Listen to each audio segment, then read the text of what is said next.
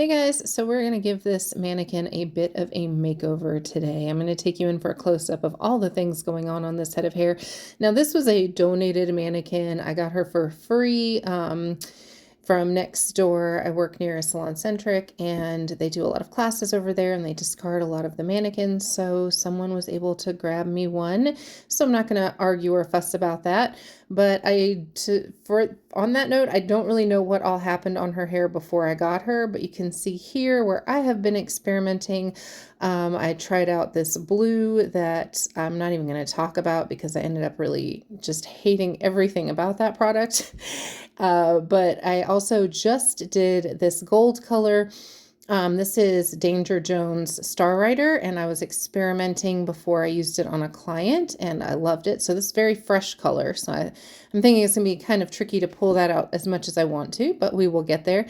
And then on the front here, I was experimenting with a new color line that I'm starting to work with just to kind of get a vibe for how the colors compare to the colors that I'm using. As far as all this red, again, I'm not sure what this mannequin went through before my grubby little hands got hold of her, but I have a feeling that there probably was like a red color put on, because when I went in to take these blonde sections, I was doing some blonde sections on here, I noticed that it was pretty tricky to lift through. So also not sure what the original hair color was, etc., etc. But anyway, we're going to break this down step by step and do a bit of a makeover. So the first thing I did was section off very specifically these vivid color areas because I'm going to lift those up with a color remover first. So I just sectioned it off nice and neat. I'm a big sectioner as I do these videos. You're going to hear me say that a lot. I basically started with that cosmetology 101 beauty school stuff where I went straight down the middle. You divide it down the middle to the back and then on both sides. Since this side is obviously much fuller than this side as far as like where the color starts and stops. I just, I took a little section here, but you can see that behind the ear section. I just feel like anytime you're doing color correcting work or any kind of color work, if you start with your basics, the basics are there for a reason, and then you can divide up from there. So clearly on the back, I had done my cross sectioning, but then, then I started sectioning off exactly where I needed to be. So I'm trying to avoid over processing these blonde pieces, but you can see where there's a lot of that blue still mixed in there. So I'm basically just really being picky and choosy about trying my best to pick up only the vivid color pieces. Other bits of hair are obviously going to go in as well. We're trying to lift up the colors we don't want to get the colors we do want in the end. So this is the color remover. You will notice it does have a bit of a different texture than your basic lighteners. Lighteners tend to be a little thicker. This is a little thinner. It works in a little bit of a different way. And that's what we're doing here. So color remover is designed especially to remove color particles without lifting other bits of the hair. I won't get too into that now. We could talk about that in another video, but it's a little bit more of a gentle way and a way to control what's happening in the hair underneath for the next parts of the process. So you'll see I am using foils and I am taking fairly thin sections so that I can control exactly what hair I'm picking up, because again, I'm just targeting the hair where I want to remove color. I'm not trying to create extra work or cause damage on hair that doesn't need to be processed more. And you'll see where I'm picking up right here, this little tiny section that was kind of random off in the corner. And it may seem silly to take something that small, but when you're doing color correcting work, really in any kind of color application, these tiny details, like if everything else looks amazing and you missed that one strand, that's what's going to stick out to everybody, right? So you have to do the detailing work. So again, thin sections, thoroughly coating the hair section with lots and lots of product, making sure that I have all of the hair covered that I need to have covered, trying to remove as much of this as I can. Moving on to those back sections with the blue, doing the same thing, nice thin slices, just back-to-back slices. And something else, it's hard to tell right now in this video, but I do not smush my foils together ever. If you see me patting them, it's more toward the top to make sure that it is sealed. And that's something I can actually talk about in another video as well. But here we are, my finished foils. We're going to let this sit and process. So how long you let it process is going to be determined by the hair, what the hair can handle and how quickly it's lifting, and also obviously the directions on whatever product line you are using. So taking a little peek here, and it looks like it's not really doing anything, but you will see down here where that remover is sort of like removing the color, where it's lifting that color and it's starting to seep out into the product that we put on there. And that's what we want to see. Color remover is not hair magic, okay? It is not going to erase the color that you put on there. At best, most of the time, it's going to lift a lot of that color out for you to be able to take your next step. So never think that you're going to put color on someone's hair, and if it doesn't work out, you can use a product like this and it's just magically going to erase it. That is not how this works. So here we are. I've taken all of the foils out. This is what it's looking like before I wash it. I'm going to shampoo it twice and condition, and I'm just going to leave my other sections up right now because I don't need to wash all of that hair. I'm going to make my life a little bit easier and just get all of this nice and rinsed out.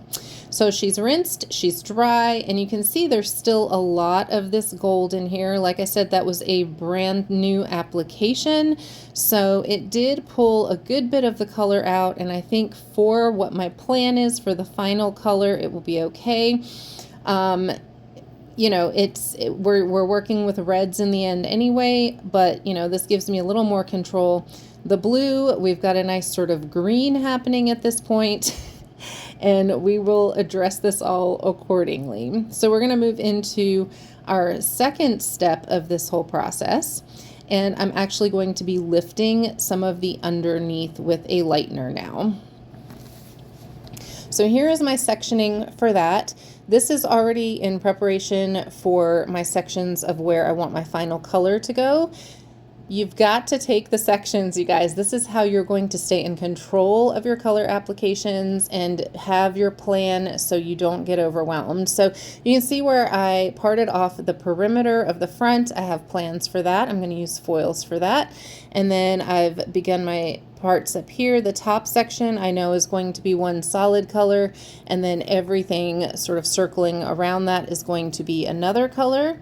And then I'm going to do two more underneath. But you can see here, I have created clean areas again. Even if I'm not applying color to these sections, I know where that color is going to be when I'm done with this next step. I hope that makes sense. So I did everything at a bit of an angle. So it's just a really slight angle here at this point, and on this side as well, trying to mimic both sides and working from the corners in the back section. You're trying to create as much symmetry as possible. So my goal now is to try to lift a little bit more of the tone out of this hair. I'm wanting it to be a little bit lighter than what the current level is on the bottom, and that's also going to help me hopefully get rid of some of this blue that's still hanging on for dear life.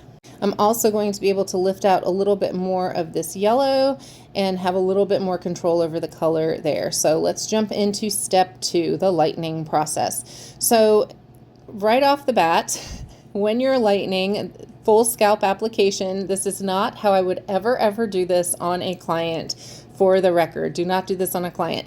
If you're doing this on a client, obviously you would start away from the scalp and work all of your sections and then go back to the scalp. Why? Because the heat from the client's head is going to cause the areas closest to the scalp to lighten more quickly. That's not what we want. But since our friend Ellie here has no body heat and I am doing all of this in between clients throughout the week, I'm just going in for quick and efficient at this point.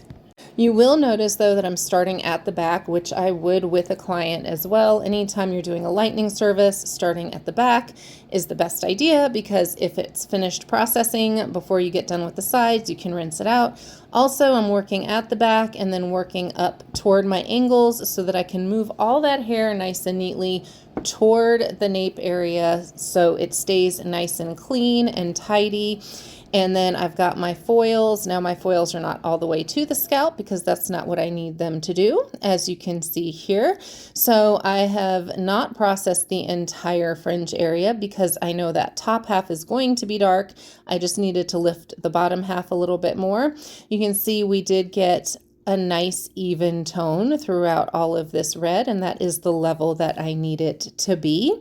And also we got rid of a lot more of that blue, so there's still a bit of a green tint, but the color that I'm putting on there is going to be dark enough to kind of cover that, so we don't have to stress about that too much. It's not going to affect it. If we were going with a much lighter color, I'd probably have to try to go in and remove that green a little bit more, but for today's purposes, it is going to work. All right, so now we are sectioned again for our final color application, again working at an angle because I want all of this to sort of flow to the front with the haircut that I'm working with here for the idea that I have. And you can see where everything lines up. This guy needs a little adjusting in just a moment, a little loose, but you can see where the sections are neatly marked off. Again, very important when you're doing these kind of things with multiple colors. It's easy to get distracted. It's easy to talk to your clients. It's easy for things to become a mess and you end up losing your nice, neat color application. So why make life harder for yourself? The fringe, again, is going to go into foils. And I'm going to do a couple different colors on that, framing around that front. So yeah, let's just get into it. And I will put the colors that I'm using up a little bit closer to the end. Here we have my first application of color. Again, I start at the back and move the hair toward the back as I'm applying this color. And that way everything stays nice and neat and in controlled. You don't need to smush the hair to the head. You don't really want to do that, but just to kind of keep it out of the way. I'm going to stick a foil over it and do my next color again, continuing always to work toward the back of the head. And don't worry about the foils. The color is going to make it stick and it's going to be just fine, especially when you get that other hair sandwiched in. We're going to do another foil and then our third color, starting to pick up a little more hair. You can see where it's getting a little chunkier and nice and neat. See how neat this is, how easy it is to do this without making a big mess when you have those sections and you have order to your madness. And here I'm taking a little pause to show you guys this mess. So when I took over the suite, the lady that was here before me was kind enough to leave me some colors. I pulled this out of the box. It had already been open and you can see the color oozing out of it because it was just squeezed. This is one of my biggest pet peeves ever. This is why you don't squeeze your tubes of color. Like, who does this? So anyway, moving on. No more pet peeves. We've got our final bit colored and I've taken the foil this time and done one diagonally across and one diagonally across on the other side, crossing over, taken a little bit of that extra bit of foil from the end that wasn't sticking and put it to kind of cover the extra little spot because the top color is a black color and we don't want it to seep over and make a mess. And then my foils in the top for the bangs. And for the record, once again, no, I would never ever do this to a client's hair. Unacceptable to their hairline, rather, like never. I would never do that. But Ellie doesn't care. And again, working between clients. And here is the final result. So I styled her kind of going toward the back, which is what the initial haircut was designed to do. And here's a list of the colors. If you want to pause that a little longer to write those down, they're all Rusk colors, worked really well. And you can see where it layers up. You've got this kind of, fiery look, this fun look. And I'm going to put some pictures up as well of how if I just style this a little bit differently, you could have this as kind of a day to nighttime look. It kind of makes me think of like day to night Barbie or like Gem and the Holograms. I had a Gem doll where she had like pink hair and blonde hair so she could transform. So you can really see it's just something to think about when you're applying colors. If somebody wants something kind of fun where you can kind of hide some of those brighter colors underneath, that could then also be brought out if you're styling your hair a little bit differently, right? So if it's smoothed down, you have that like dark color kind of covering all of the other bits, and it's good for a, an office look or a more conservative look. Then you could also take it and really curl it and use a curling iron to bring all of those different colors out, or even just style it a little bit differently. So, you know, all things to think about when you're doing your placement on haircuts. So, and I do want to cut this mannequin as well. That's going to have to be another day when I have time, once again, between paying clients. Sorry, Ellie, paying clients come first. But here you go. I hope you guys found this really interesting. And let me know your ideas, your thoughts, and any questions that you might have, and what other kind of videos you would be interested in seeing as far as tutorials or product questions or any of that jazz. And I will see you soon. Thanks for hanging out. Bye-bye.